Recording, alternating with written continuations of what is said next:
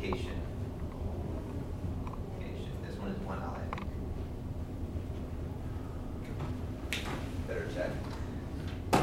I always mix those two up. You know the word location? Do you guys know that word? Location, Yosemite. Yeah. No, this is also two L's. Haha. Oops. Where something is. Okay.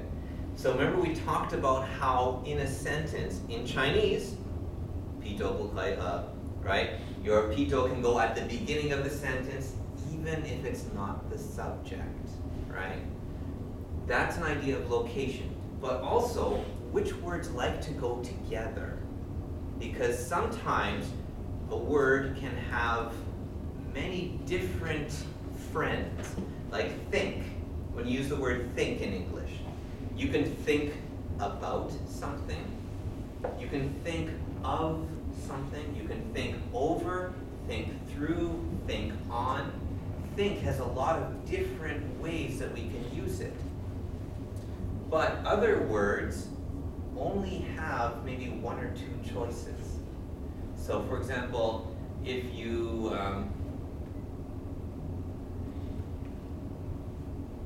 argue, you know the word argue? Argue.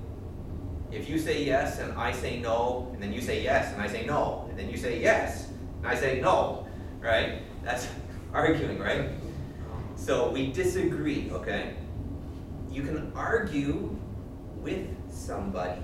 You cannot argue to somebody. You cannot argue at somebody, right? But talk with, talk to, talk at. There's a lot of different ones. So which words can go together? That's part of collocation.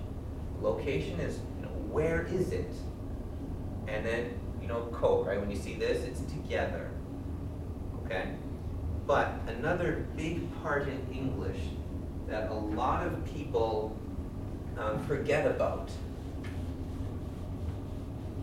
is another one of these. Notice how they all have fancy names, right? Denotation, connotation, collocation. This is another one. We'll skip that for now. We also have what we call derivation. It's a fancy way to say, where does it come from? In Chinese, all of your words are Chinese, right? I mean, you have a couple Japanese words, like taco, right? You have a couple of English words that don't mean what they mean in English, like toast, toasted, right? You know that toast is not white? Toast is the vice of the it's white bread. Toast is not white.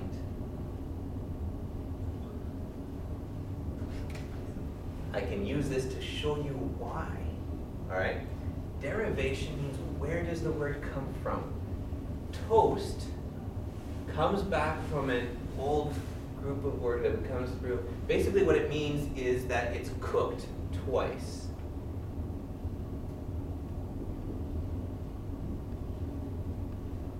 That's what it means.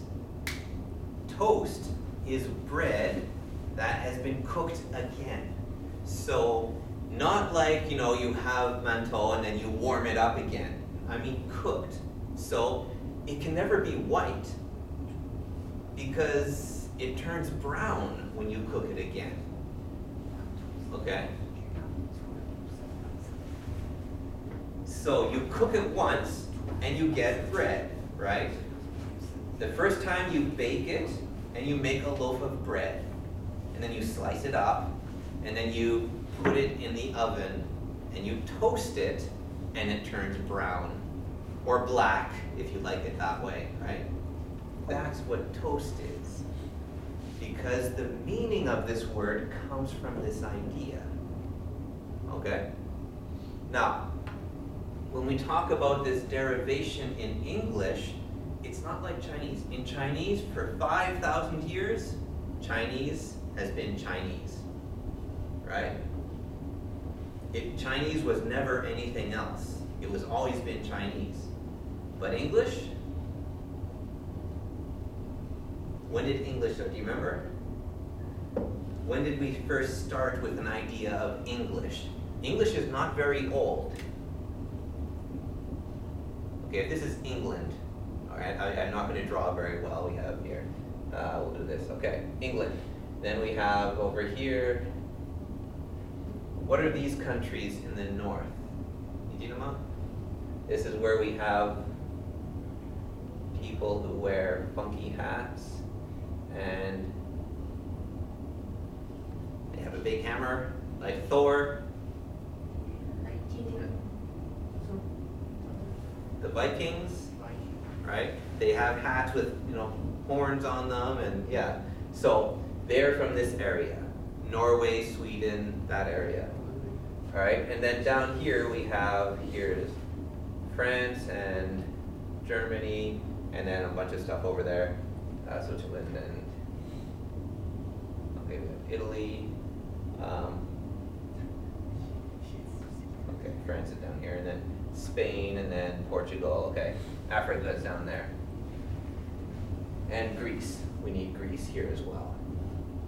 Okay, so the problem with English is that 5,000 years ago, there wasn't anything, right?